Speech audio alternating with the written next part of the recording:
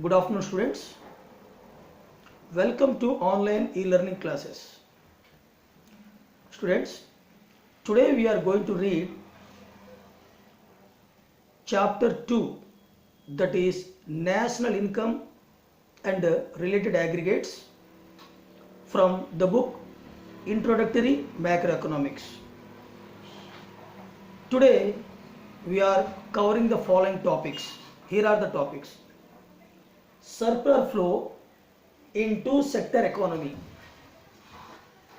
circular flow in two-sector economy, factor income and transfer income differences, factor payment and transfer payment differences, operating surplus, mixed income and externalities. So these are the topics, students, which we are going to cover today. So please listen carefully. Circular flow. Students, in your textbook, circular flow of two sectors, circular flow of three sectors are given, but you need to concentrate more on circular flow of two sectors in the economy. Now, what does circular flow mean? Students, circular flow of income or circular flow is a model of the economy in which the major exchanges are represented as flows of money, goods and services, etc. between firms and households. I repeat once again, the circular flow of income or circular flow is nothing but it is a model of the economy in which the major exchanges are represented as flows of money, flow of goods and services, etc. between firms and households.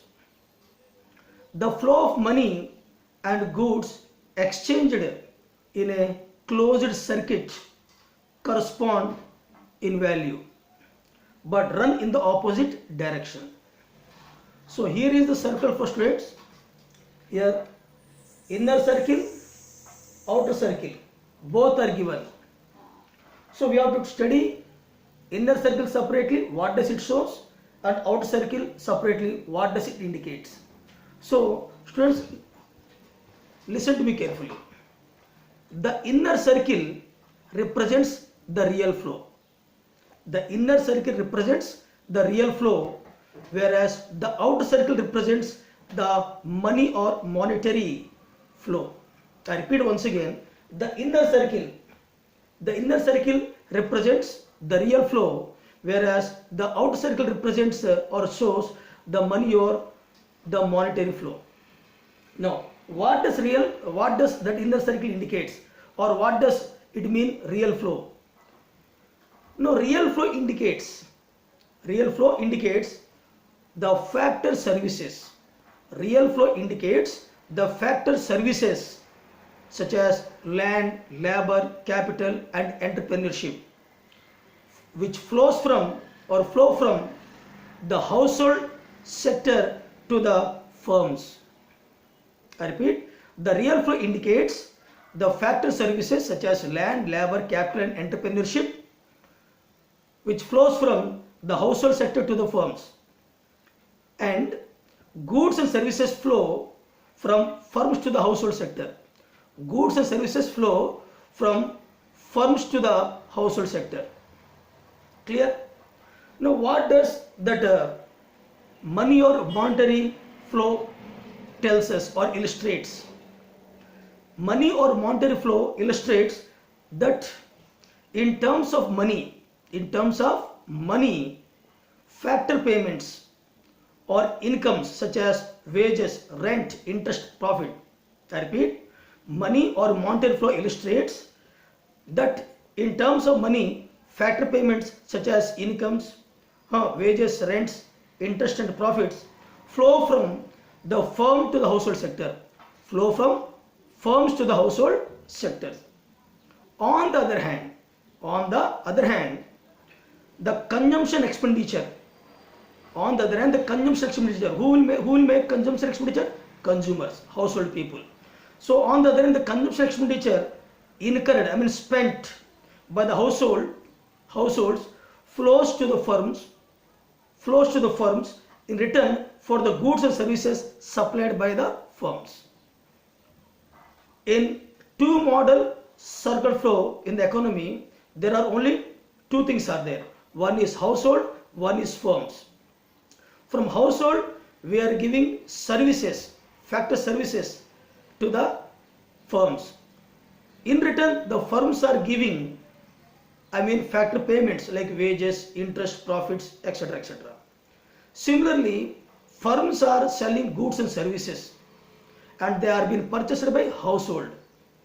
In return, household people, they are spending money in purchasing those goods and services, which is called consumer expenditure, and this consumer expenditure is becoming the income to the firms. Clear, students? Now this is two sector model. In three sector model, apart from household and firms, there will be another sector that is called government. And one more model is there. Circle flow in four models: household, firms, government, and another one will be income from abroad. Abroad will be added. But we are reading only two sectors, household and firms. So what is moving from household to firms? What firms are giving to households? What firms are supplying? In return, what household people are giving to the firms? So this is nothing but called circle flow circle flow in the economy in two sectors model. See, goods and services are coming from firms, and these households, they are purchasing, spending money, they are doing expenditure, and the money is going to again firms. Household people, they are giving their factor services in the form of land, labor, capital, obligation, and in return firms are giving them what? Factor payments. Clear, students? Now listen, one important note: there are only two sectors in the economy. They are households and firms. Household sector supplies factor services only to firms, and firms hire factor services only from households. Firms produce goods and services and sell their entire output to the households. Household receives factor income for the services and spend the entire amount on consumption of goods and services. So this is a circle flow. We are calling circle flow because it is always moving like this. There is no end, no beginning of it. Thank you, students. Moving to our next topic, that is factor income and transfer income differences. So what is meant by factor income and transfer income? Students, first I will explain what is meant by factor income. Then I will explain what is meant by transfer income. So listen carefully. Factor income is the income received in return for rendering factor services by the factors of production. I repeat once again. Factor income is the income received in return for rendering factor services by the factors of production. First point. Second point, these are included in the national income. Factor incomes are always included in national income. Example, what all comes under factor incomes? Rent, wages, interest, profit, even retirement pensions,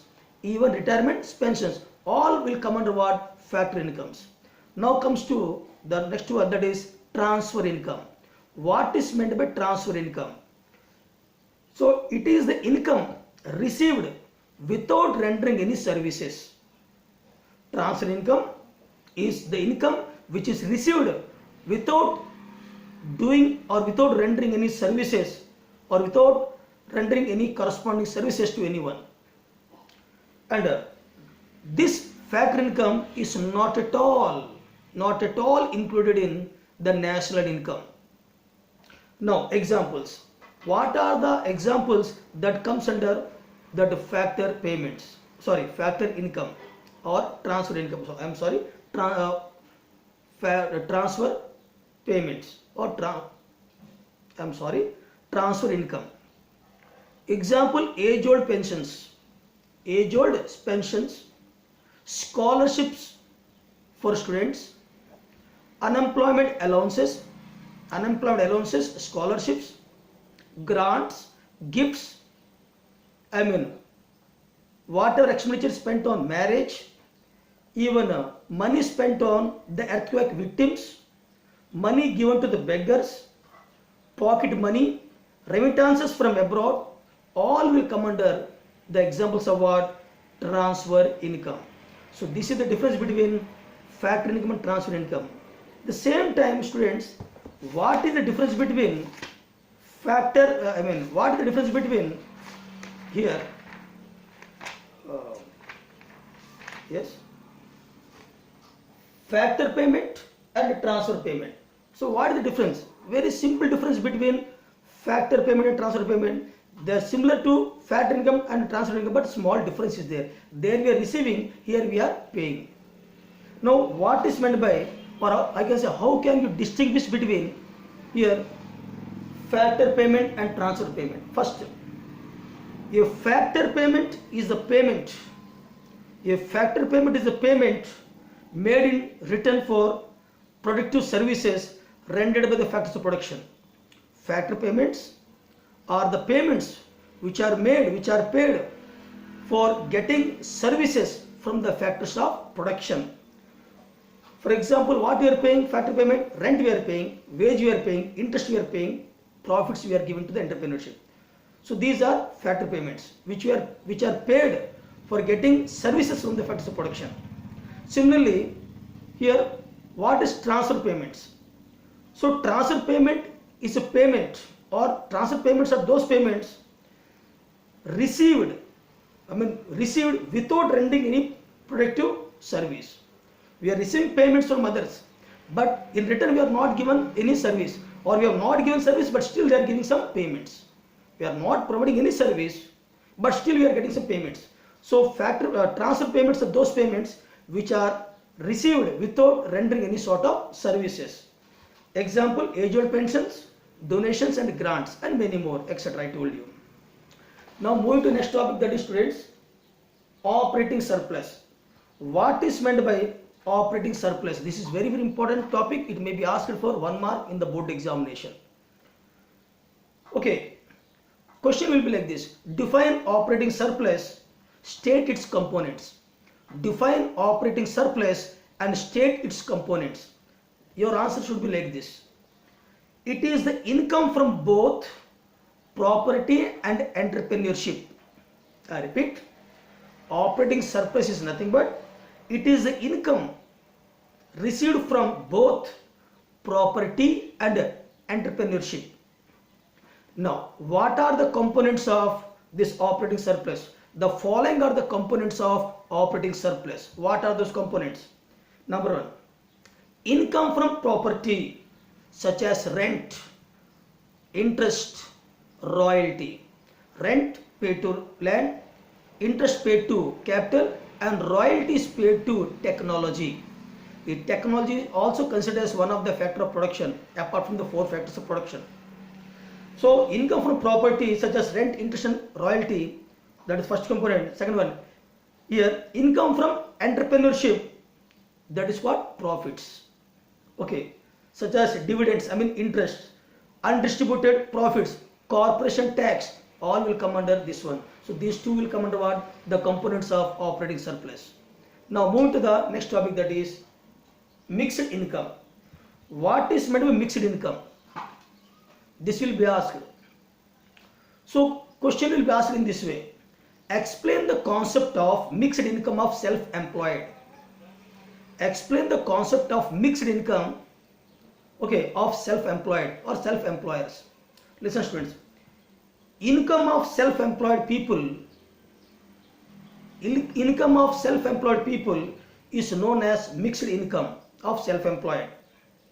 Income of self-employed people is known as mixed income of self-employed. Here, for example, farmers are self-employed people, small shopkeepers are self-employed people, manufacturers are self-employed people, doctors are self-employed people, lawyers are self-employed people, chartered accountants are self-employed people. So whatever income received by these people by giving their services or selling something, that is called mixed income. So the income of the self-employed is called the mixed income.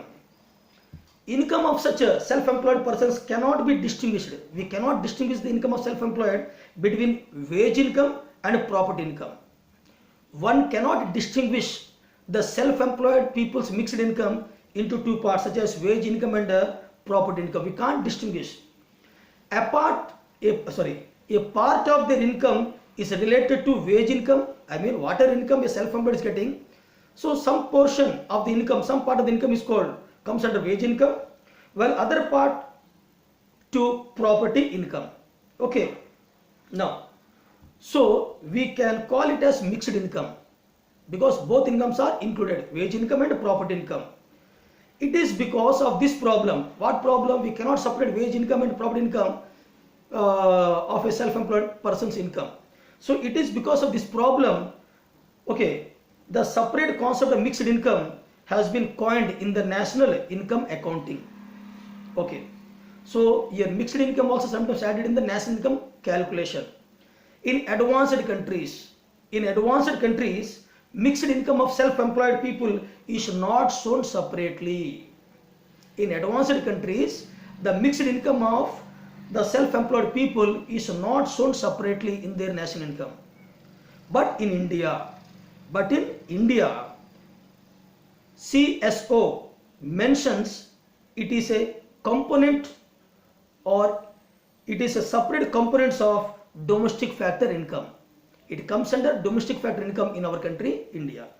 So now moving to the next topic, that is externalities. Students, there are two types of externalities are there. How many types? Two types of externalities are there. So one is positive externality and the second one is negative externality. So first of all, you should know what is meant by positive externality. Activity resulting in benefits. Those activities which results in benefits. Those activities which results in benefits to others. If I am doing some activity, this activity benefits somebody. Okay, it is called positive externality. I repeat, those activities which are resulting in benefiting the others is called positive externality. Suppose I am doing some activity, through this activity some others are getting benefit from that one, then it is called positive externality. Now come next one. What is meant by negative externality? So those activities which results in harm, those activities which harms to others, which causes harms to others is called negative externality. Suppose I am doing some activities which is causing harms to others, then it is called negative externality. So we can go more in detail about this one. That is, question will be asked in the examination like this: define externalities. Give an example of negative. They may ask positive also.